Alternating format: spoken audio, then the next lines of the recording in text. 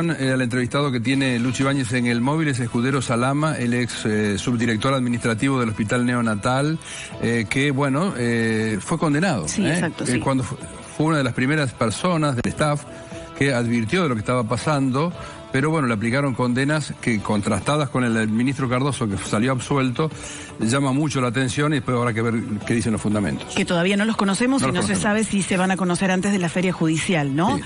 Bueno, Luchi Ibáñez está con este tema y está con él en el móvil de Arriba Córdoba. Luchi, buen día.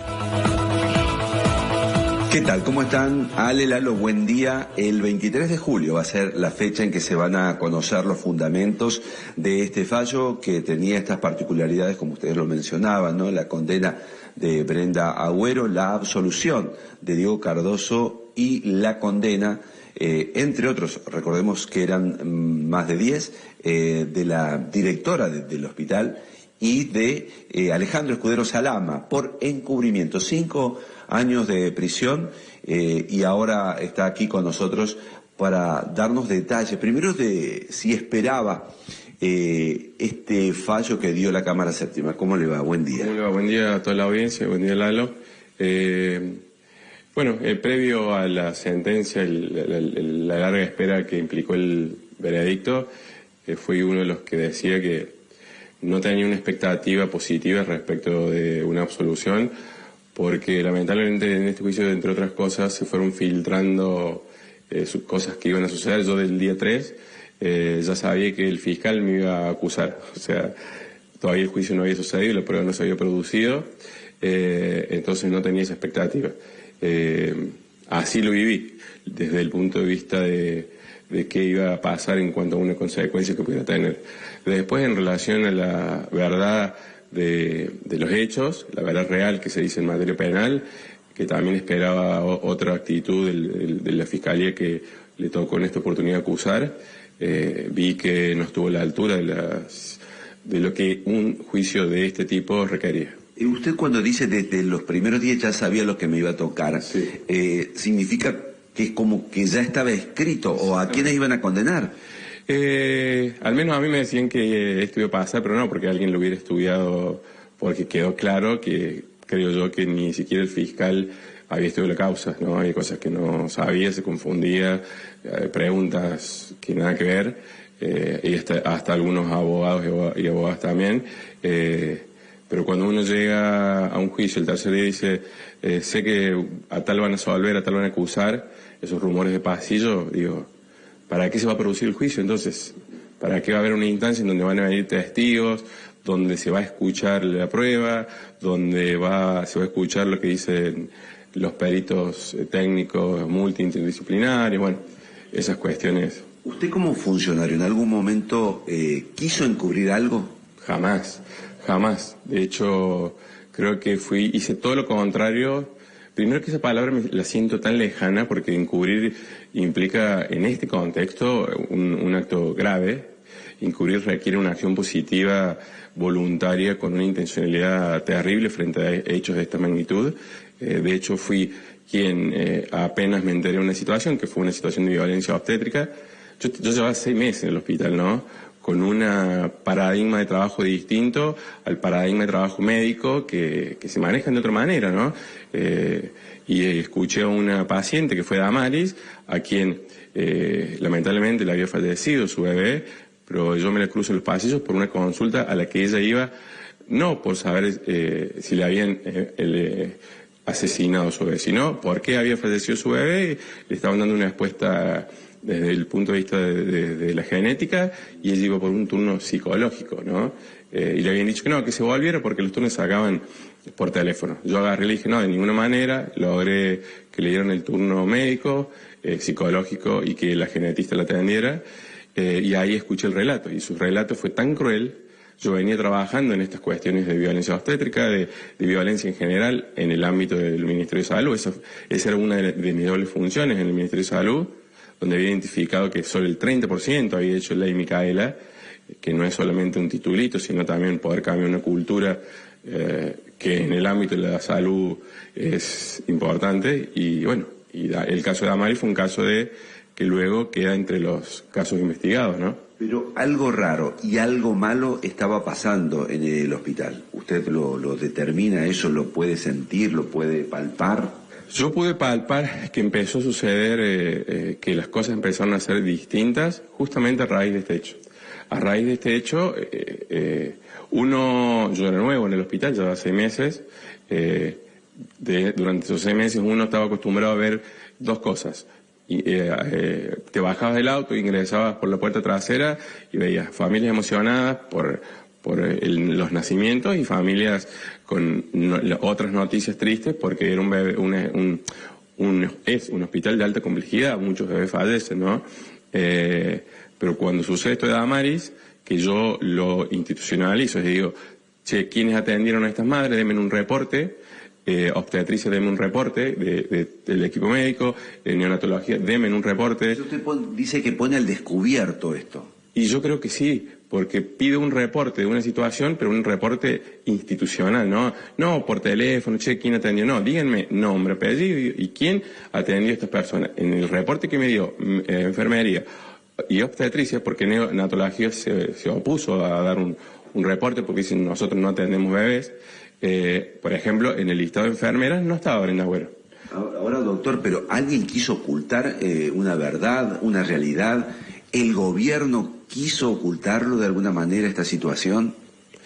Yo tengo que decir que no me toca a mí la función acusatoria, ¿no? Pero quedó claro que en esto cuando yo digo que la verdad no se quiso mostrar y que esto estaba, digamos, guionado, y yo dije, yo no hablé antes por respeto a las madres y eso lo dije desde el día 1. Yo dije, después de que salga la sentencia o después del alegato, fue un acuerdo con mis abogados, yo voy a hablar, que lo que estoy haciendo ahora no es que estoy rompiendo el silencio, estoy aclarando lo que no se aclaró en la declaración instructoria mía. Y yo, ¿qué tengo que decir? Muchas cosas que deberían haber sucedido. A mí me nombran fiscal de instrucción de la causa con 2 denuncias ya en una fiscalía y me nombra instructor de la causa la Fiscalía de Estado. La Fiscalía de Estado es el estudio jurídico del gobierno, o sea, es como decirte, vos sabes quiénes trabajan en tu casa, quién vive en tu casa. El fiscal de Estado no puede no comunicarle a las máximas autoridades. ¿Quién lo guionó a esto? Yo creo que el guionado fue parte de la justicia y parte del poder político. O sea, esta noticia se puede manejar como para mí se debería haber manejado. Lamentablemente están sucediendo hechos en un hospital público, hechos inimaginables, ¿no? Porque creo que lo dije yo en el juicio. En el juicio esto para mí fue ficción, pero fue una realidad. O sea, era vivir una situación ficcional. Yo no me hubiera imaginado esto, no me lo imagino, no lo puedo creer hoy. Les creo a las madres con total sinceridad porque ellas lo han vivido desde lo profundo de la pérdida. Doctor, le voy a invitar a que se ponga el auricular, sí. Le va a hablar Roberto Battaglino, pero sí. Antes de que de eso, aprovecho esto del guionado, porque sí. Brenda Agüero dijo lo mismo, que fue guionado esto. Tiene el mismo argumento que usted. No sabía. Que ya estaba establecido quién iba a ser los culpables o no. Perfecto. Doctor, ahí estoy. ¿Me está preguntando? Perdón. Sí. Perdón. Sí. No sabía que Brenda Agüero había referido a esto. Yo no tuve, por ejemplo, y eso fue parte, lo aclaro porque fue parte también de elegir los abogados que elegí, el doctor Oroz. A mí no me pusieron abogados. O sea, a mí en su momento era que los funcionarios tuvieran un mismo equipo de abogados. Yo del día 1 elegí mis abogados. De hecho, el doctor Claudio Oroz fue quien se acerca a mí, sabiendo la situación que está viviendo. Y eso ya también marca una diferencia. O sea, yo digo, ¿qué herramientas tengo para decir esto? No es que lo soñe. Que a vos te digan antes del juicio que te van a modificar el agravante o la calificación de tu imputación. Que después te digan que a los 6 días que te van a acusar. Que después uno puede ir previendo. Yo el día previo al alegato de Ruiz Moreno, el alegato de la doctora Balestrini era un alegato que iba subtitulando que mañana lo iban a, más o menos van a gloriar a Cardoso. E insisto, no tengo nada contra Cardoso en absoluto, lo respeto, lo he visto trabajar, pero era muy, muy alevoso. Yo acá también digo, en esto de si piensa, si siguió o no, en pos de qué, en pos de también de sentar un precedente que a los ministros no se los va a condenar. O sea, los ministros no tienen que ser una figura condenable, es decir, sabemos que hay situaciones o juicios que se pueden venir contra otros ministros o contra otras personas con peso político y bueno, yo creo que este es un antecedente que no sé si es salvarlo a Cardoso, yo veo más que es tal vez pensar en una hipótesis de a los ministros no se los condena,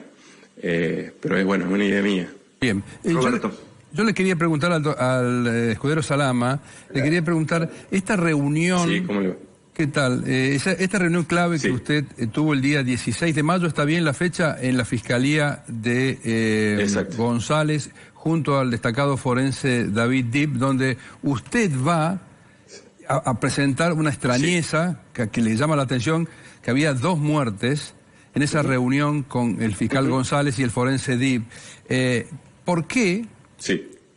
¿Por qué, primero, por qué esas personas no estuvieron en el juicio? Por ejemplo, el forense Dibb, ¿por qué no lo convocaron? Y también al propio fiscal, ¿no? Que después, bueno, se le inició una causa y tiraron la pelota a la tribuna con el juez de control Leiva, para que no lo imputaran a González, por no haber profundizado, obviamente, lo que usted llevaba ahí. ¿Por qué no estuvieron en el juicio esas personas? Yo lo voy a explicar en términos poco jurídicos para que la audiencia también lo entienda.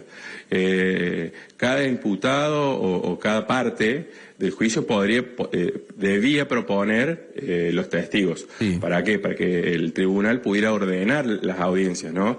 Yo podría haber propuesto 100 testigos y podría haber dicho, no, mirá, 100 son redundantes porque van a venir a decir lo mismo o lo que fuese. Yo propuse solo 2 testigos, que fueron las 2 personas que vos, Lalo, acabas de mencionar, testigos que fueron aceptados por el tribunal, es decir, sabía todo el mundo quiénes iban a ser los testigos de Cardoso, quiénes iban a ser los testigos de Brenda Agüero, quiénes iban a ser los testigos de Liliana Asís, y sabían quiénes iban a ser los míos. Se fue diciendo qué días iban a venir, las audiencias duraban de lunes a miércoles, en un momento lunes a jueves, yo un jueves o un miércoles, no recuerdo bien, me fui de la audiencia sabiendo que el día lunes los testigos propuestos de mi parte iban a estar. Me entero el fin de semana que esos testigos no iban a estar. Las versiones fue que el doctor Nagy presentó un recurso o lo que fuese porque se había hecho una notificación de tal o cual manera y creo que yo no creo en esa versión así tan sencilla. Yo creo que hasta el doctor Nagy o las mamás que él representaba era necesario escuchar esa versión, porque la única que estaba era la mía, o sea, entonces yo necesitaba ocultar lo que había dicho porque bueno, dije la verdad y entonces me parecía importante que estas personas estuvieran. Y sobre todo pienso también en el doctor Dibb, que después de esto, a los 16 días de haberse reunido conmigo, las 2 denuncias que fueron promovidas por mí en la fiscalía que está a metros del hospital, de la fiscal Gutiérrez, en tiempo récord se hacen las autopsias, esas autopsias de estos 2 bebés fallecidos, la hace ese equipo, ¿no? En esto que se ha hecho, utilizado como metáfora, es imposible que 2 rayos caigan el mismo día, al mismo tiempo, bueno, era imposible también que 2 bebés mueran el mismo día, el mismo tiempo, y que 2 denuncias también suceden el mismo día, el mismo tiempo, en una misma fiscalía. Ahora, también fue poco, digamos... Sí, perdón. Pero esa reunión, esa famosa reunión que citaban con González y Dibb, ya que hayan sido citados como testigos, ¿cuál fue el contenido? Sí, fueron citados como testigos. Pero digo, ¿fue usted a decirles, eso fue allá el 16 de mayo, si mal no recuerdo, a decirles, che, se están produciendo estas muertes, son extrañas, ¿qué hacemos? ¿Cuál fue el contenido de esa reunión? El contenido de esa reunión fue lo que a mí me habían informado las médicas, qué es lo que había pasado y que yo les pedí que lo hicieran por nota, que habían sucedido muertes inesperadas o hechos inesperados, bien, que tenían que ver con pinchazos, con picaduras, con una serie de cosas que no tenían una respuesta médica. Se sospechaba de la vitamina K, bueno, con cuestiones que no tenían explicación. Dentro de esas dos muertes, la que sí tenía una explicación, que es la que me refiere la doctora Liliana Asís, es la de justamente Damaris Bustamante, que respondía a una causa natural, por eso la explicación se la estaba dando una genetista. Pero acá yo aclaro, no fui con la idea de decirle, mira, en el hospital se están produciendo asesinatos, ¿no? Hay hechos sanitarios, que es lo que la doctora Liliana Asís manifestaba. Estamos frente a un hecho sanitario inexplicable. Bueno, yo después de reunirme con ambos... Sí, perdón. ¿Y después usted promovió algún tipo de acción, hizo alguna denuncia? Porque entre mayo recién nos enteramos en agosto, cuando, digamos, los medios informan sobre esta situación extraña que estaba ocurriendo en el neonatal. Hay un periodo bastante largo de tiempo y encima después se producen estos hechos que usted narraba de junio. Lo que yo hice en ese momento, con la información que tenía, que yo le pedí a la familia que explicara qué había sucedido, la familia no tenía la duda, ni yo menos, porque no era médico, de que esas muertes respondían a un hecho voluntario. Bien, la mamá, a esa mamá le habían dicho un terrible, le habían dicho que si ella no colaboraba y a su bebé le pasaba algo, iba a ser culpa suya. Y lamentablemente su bebé falleció. Esa mamá tenía una culpa terrible, y eso era lo que estaba yendo a buscar, apoyo psicológico, y le habían explicado, no quiero usar un término que no sea el correcto, pero que tal vez había sido como una muerte súbita, y se lo iba a explicar una genetista. A mí nadie me dijo que la muerte de Damaris era una muerte sospechada de criminalidad o de un hecho voluntario. Jamás. ¿Quiénes en el gobierno, no tenía esa información? aparte de ustedes que formaban parte de la conducción del hospital, ¿quiénes en el gobierno sabían de esta situación? Yo entiendo que producto de los cambios de vitamina K y demás, yo no tenía contacto ni con Carabajal ni con Cardoso, pero que Carabajal estaba al tanto porque era quien autorizaba, por ejemplo, los cambios de vitamina K, que esos cambios se hicieron, pero después se mandaron a estudiar esos cambios. Y lo que usted dice, Roberto, de que pasó un tiempo desde el 16 de mayo, por así decirlo, al 4 de julio, el 6 de junio se hicieron 2 denuncias. O sea, se habló de denuncias fragmentadas, no existe jurídicamente el término denuncia fragmentada. Se hicieron denuncias en una fiscalía en donde el doctor Dip, como decía, hizo las autopsias, las hizo en interconsulta con este toxicólogo que fue propuesto por el fiscal Garzón y que vino a declarar el juicio, y tenía a los 5 días información del resultado de esas autopsias, que eran resultados que ameritaban una investigación. O sea, desde el 7 a que aparece el supuesto héroe Luperi, en ese trayecto no se hizo nada. Ahora, en ese trayecto la información ya la tenían autoridades superiores, ¿no? Claro. La tenía el secretario de Salud, la tenía el Ministerio de Salud y demás. Y ahí es cuando supuestamente a la doctora Liliana Asís le dicen que sí, que tenía que venir a denunciar, que yo no tenía que ir y que la iban a esperar en una oficina, y que esa gestión la estaba haciendo el fiscal adjunto Gómez Demmel. En ese punto, ya que citó la figura de Gómez Demmel,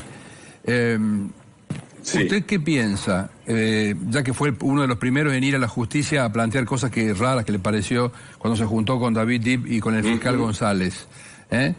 Schiaretti, ¿cuándo, para usted, Schiaretti, el gobernador, cuándo supo de todo esto y qué papel pudo haber cumplido él o gente que le responde a él en la justicia en ese momento como Gómez Demmel?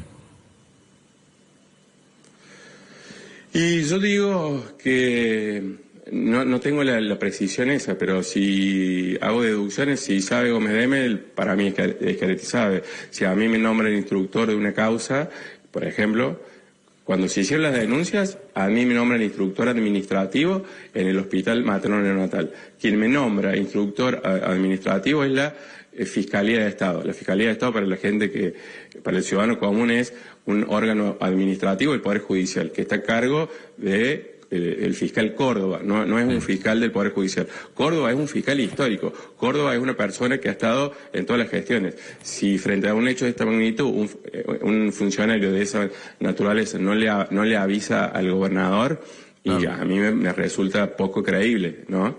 Pero bueno, después que cuando esto sale a la luz, el gobernador pidiera o diera instrucciones de ser querellantes en una causa, a mí me pareció aberrante, digamos, eso, porque es decir, che, el hospital es la casa que vos tenés que cuidar, porque sos el gobernador.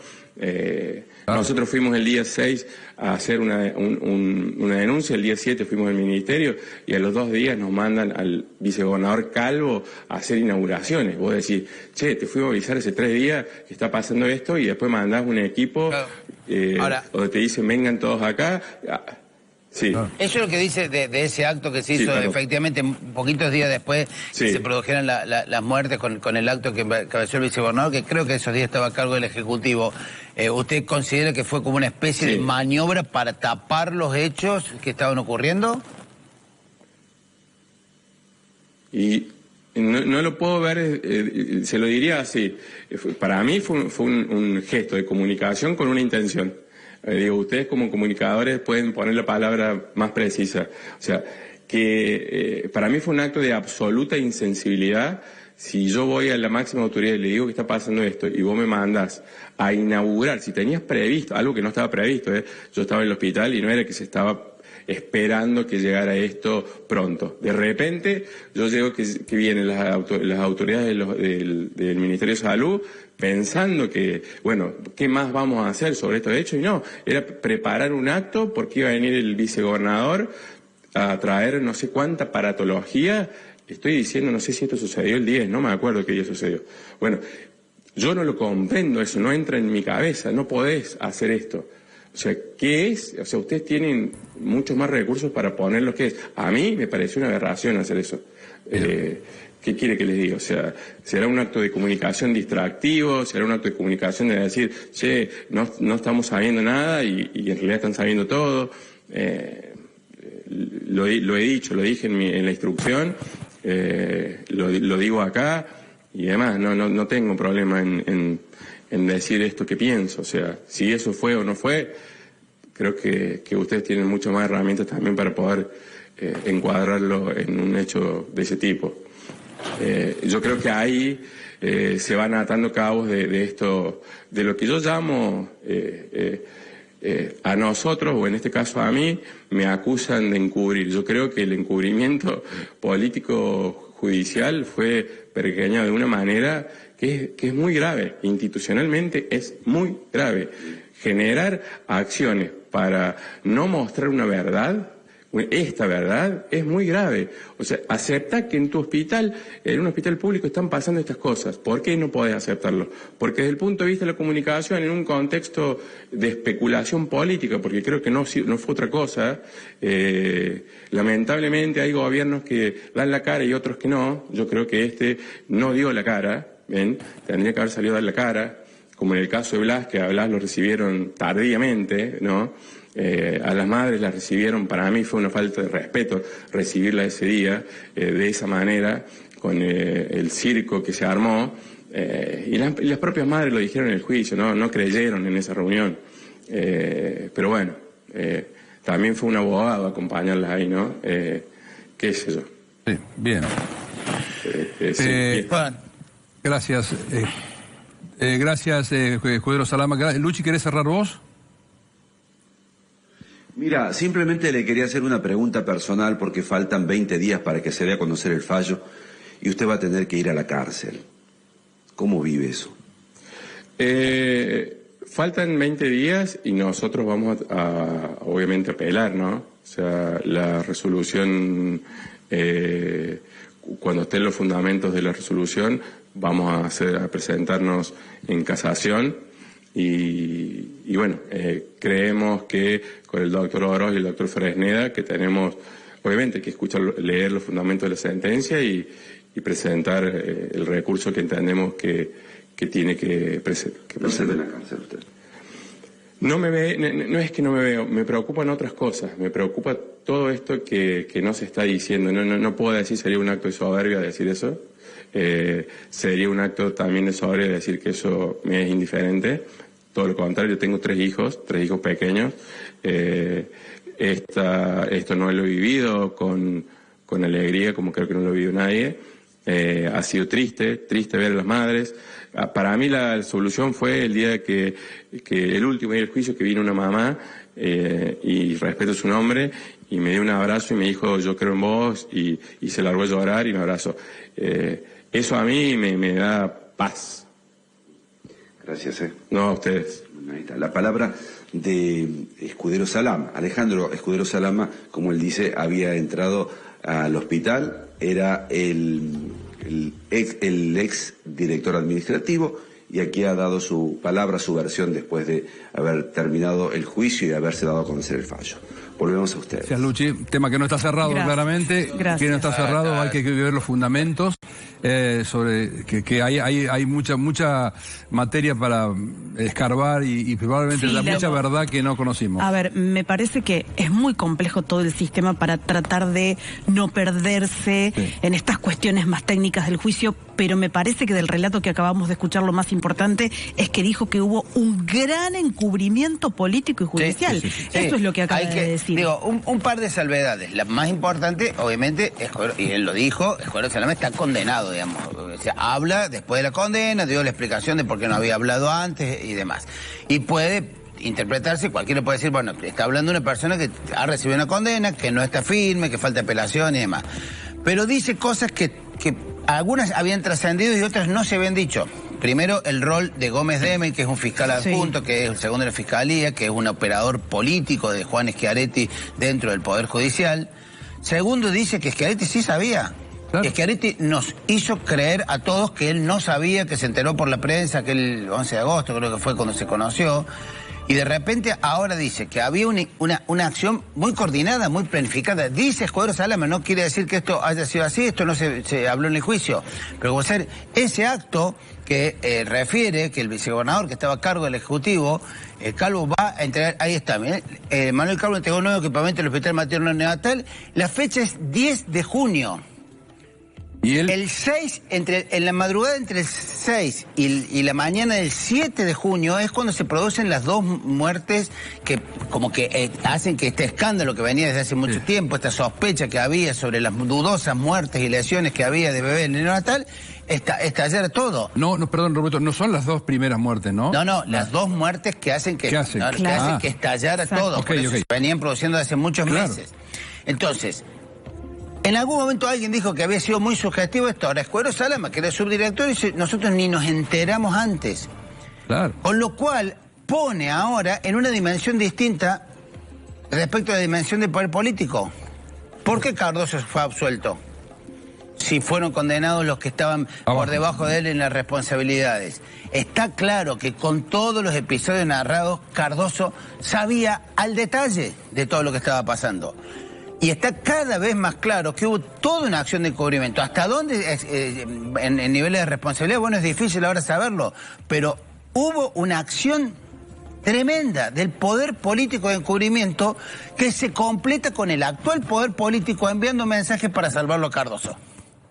Y Cardoso queda salvado y el juicio queda absolutamente manchado y sospechado por toda esta situación. Pero me parece que lo que acaba de contar ahí en el móvil Escudero Salama respecto a que según él, gobernador, vicegobernador, sabían todos en el gobierno de lo que estaba pasando en el neonatal. Y por último, Roberto, no está de más decir que en el fallo final son 4 jurados populares que votaron de una manera, 4 que votaron de una manera completamente distinta y lo que inclinaron la balanza, obviamente, a favor de este fallo muy polémico, son los 2 jurados técnicos de la justicia provincial. Exacto.